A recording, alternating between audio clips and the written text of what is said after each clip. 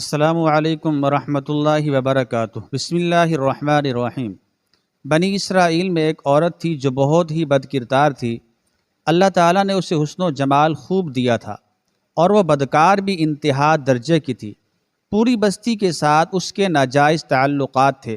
وہ اتنی مالدار ہو گئی کہ اپنے لیے ایک بہت بڑا محل بنوایا اور تخت بھی بنوایا جس پر وہ روزانہ بن سنور کر بیٹھتی تھی، اور اس کے ساتھ غلط تعلق رکھنے والے پورے شہر کے امراء آتے تھے۔ اس عورت کی زندگی ایسی ہی گزر رہی تھی کہ ایک مرتبہ کیا ہوا کہ وہ اپنے گھر کا دروازہ کھول کر تخت پر بیٹھی تھی کہ قریب کسی اور بستی کا نوجوان جو کہ بہت ہی نیک اور عبادت گزار تھا، وہ ادھر سے گزرا، اور گزرتے ہوئے جو اچانک اس کی نظر اٹھی اور اس عورت پر جا پڑی، اور اس عورت کی ایسی تصویر اس کے دل میں چھپی کہ وہ آگے تو چلا گیا مگر اس کا دھیان ادھر ہی بھٹک گیا۔ وہ پھر جہاں بھی بیٹھتا، مراقبہ میں، تسبیحات میں، ذکر میں، تلاوت میں، جب بھی بیٹھتا اس کا دل ہی نہیں لگتا تھا۔ اس نوجوان نے روزے بھی رکھے لیکن اس لڑکی کا خیال دل سے نہ نکال سکا۔ اس نے اپنے آپ کو بہت تکلیف پہنچائی، مجاہدے کیے، کئی دن اپنے آپ کو بھوکا پیاسا بھی رکھا، مگر اس کے دل سے اس عورت کا خیال نہ نکل سکا۔ حتیٰ کہ ایک دن اس نے سوچا کہ جب اس خیال سے میری جان ہی نہیں چھوٹتی تو کیوں نہ میں اس کے پاس چلا جاؤں۔ چنانچہ اس نوجوان کے پاس جو تھوڑا بہت سامان تھا اس نے اس کو بیچا اور اتنے پیسے تیار کیے جتنے سے وہ بدکار عورت اپنے پاس آنے کی اجازت دیتی تھی۔ وہ اس عورت کے پاس آیا اور اس کو پیسے دے کر اس کے ساتھ تخت پر بیٹھ گیا، بات چیت کرنے لگا۔ اچانک بات چیت کرنے کے دوران اس کے دل میں یہ خیال آیا کہ میں نے نیکوکاری کے اتنے سال گزارے ہیں، آج میرے اللہ مجھے اس غیر محرم عورت کے ساتھ بیٹھے ہوئے بھی دیکھ رہے ہیں۔ بس یہ خیال دل میں آیا تو اللہ تعالیٰ کا ڈر دل پر غالب آ گیا اور نوجوان نے کانپنا شروع کر دیا۔ عورت نے اس نوجوان سے پوچھا، کیوں کانپ رہے ہو؟ تمہارا چہرہ کیوں پیلا ہو گیا ہے؟ تو اس نوجوان نے کہا، میری طبیعت ٹھیک نہیں ہے۔ تو اس عورت نے کہا کہ تم جس مقصد کے لیے آئے ہو وہ مقصد پورا کرو اور جاؤ یہاں سے۔ اس نوجوان نے کہا، نہیں۔ وہ عورت بہت حیران ہوئی کہ آج تک میں نے اپنی زندگی میں ایسا مرد نہیں دیکھا جو میرے قریب اس طرح تخت پر آ کر بیٹھے اور پھر برائی کیے بغیر ہی چلا جائے۔ تم کیسے نوجوان ہو؟ مگر اس نوجوان نے کہا، یہ جو میں پیسے آپ کے لیے لایا تھا یہ تم رکھ لو اور مجھے جانے دو۔ اس عورت نے کہا کہ تم کون ہو اور کیا ہو؟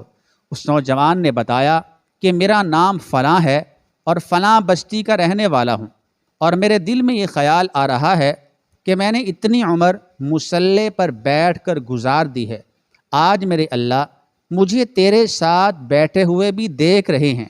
بس اس کے بعد اس نوجوان کی آنکھوں میں آنسو آ گئے اور وہ وہاں سے چل پڑا۔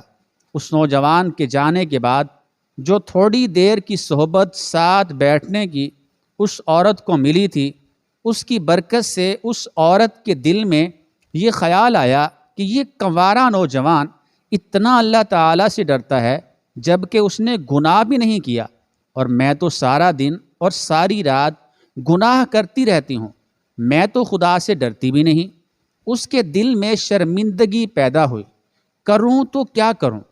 دل میں خیال آیا کہ اچھا جاتی ہوں، حضرت موسیٰ علیہ السلام سے پوچھتی ہوں کہ میرے لیے بھی کوئی توبہ کی گنجائش ہے۔ وہ اپنے گھر سے نکل کھڑی ہوئی۔ اب اس کو بستی کا ایک بندہ پہچانتا تھا، وہ اتنی نامی گرامی چیز تھی۔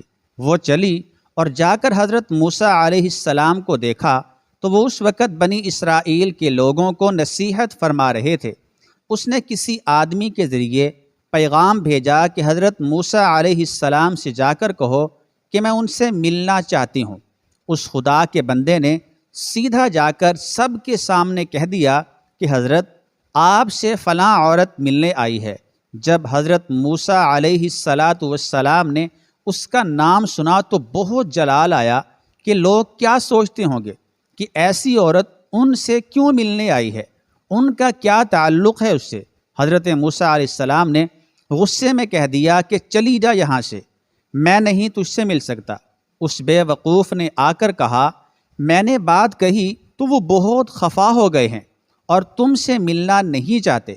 وہ عورت ڈر گئی، اس نے کہا میری بدکاریاں ایسی ہیں کہ اللہ تعالیٰ تو مجھ سے پہلے ہی ناراض ہے، تو اللہ کے نبی علیہ الصلاۃ والسلام بھی مجھ سے بات کرنا نہیں چاہتے۔ میرے لیے تو اب دنیا میں کوئی ٹھکانہ نہیں۔ بڑے اداس اور بوجھل قدموں کے ساتھ وہ وہاں سے چل پڑی اور واپس آ گئی، اور اسے سمجھ نہیں آ رہی تھی کہ وہ کرے تو کیا کرے۔ اب وہ حیران تھی کہ اللہ تعالیٰ کے نبی علیہ الصلاۃ والسلام نے بھی مجھ سے بات کرنا گوارا نہیں کیا، میں اتنی گری ہوئی چیز تو ہوں، وہ بات کرنا بھی نہیں چاہتے۔ چنانچہ وہ گھر آئی اور گھر کی کنڈی لگائی۔ اس نے اپنے کسی بڑے سے سنا ہوا تھا کہ بندہ جب اپنے رب کو منانا چاہے تو اس کو چاہیے کہ وہ اس کے سامنے سجدہ کرے۔ چنانچہ اس کو کوئی اور طریقہ سمجھ نہیں آ رہا تھا۔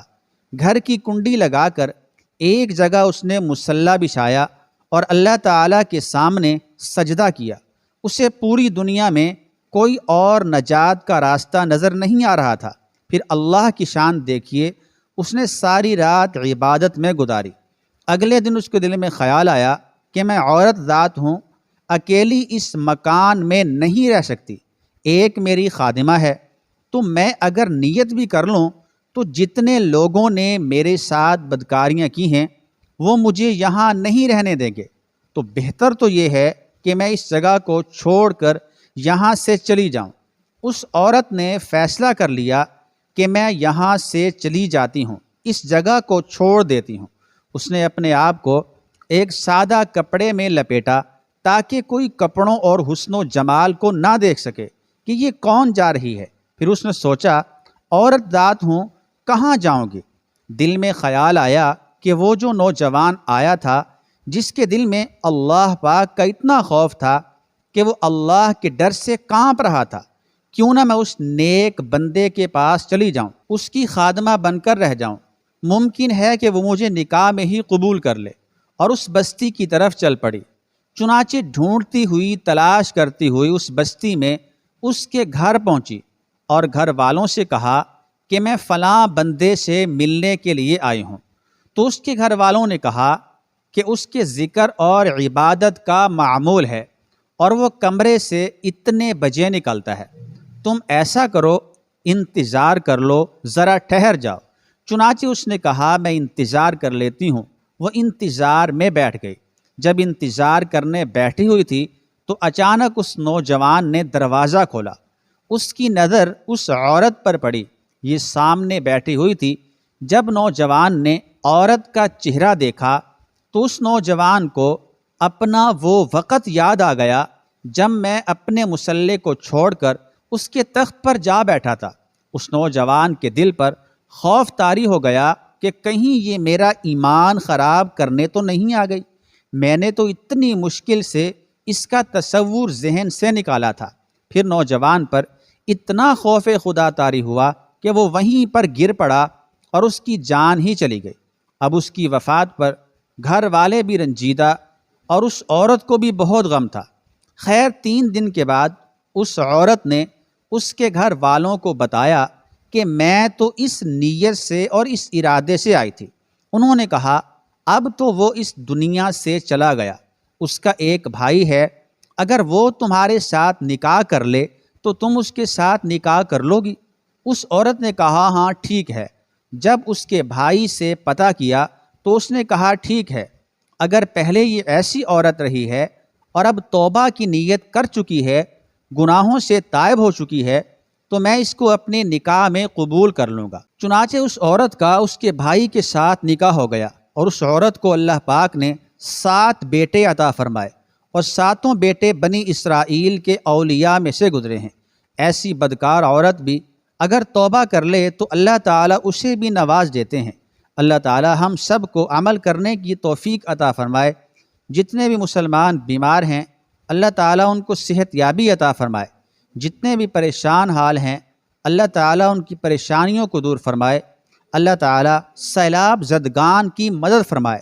کمنٹ باکس میں آمین ضرور لکھیں، آپ کی آمین کسی بے کس کی زندگی بچا سکتی ہے۔ آمین ثم آمین۔